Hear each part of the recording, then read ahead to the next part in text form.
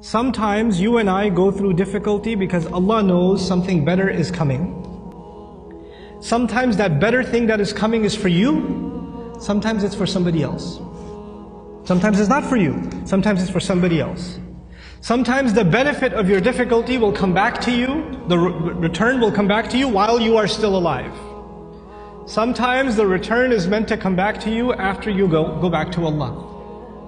What happened with Yusuf alayhi salam? A father was separated from a child. It's a tragedy, isn't it?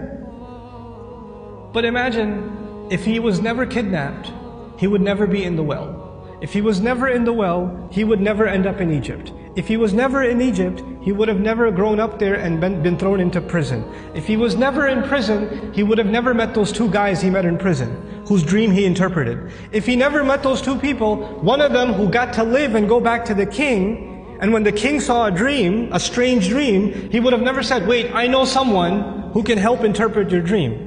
And if that never happened, and you know what that dream was? 7 good years in the country, and 7 years there's not going to be any crop, any produce, any harvest. People are going to starve to death. If Yusuf was not in prison, alayhi salam, and then was taken out to interpret that dream at that time, there would have been an economic, financial, social crisis in the country, and hundreds of thousands of children would have starved to death. One child suffered for a few years. But because of that child suffering, Allah's plan was to save a lot of families, a lot of fathers and mothers from losing their children to starvation. Because of the plan that Yusuf alayhi salam came back when he interpreted the dream and gave, when he became the treasurer.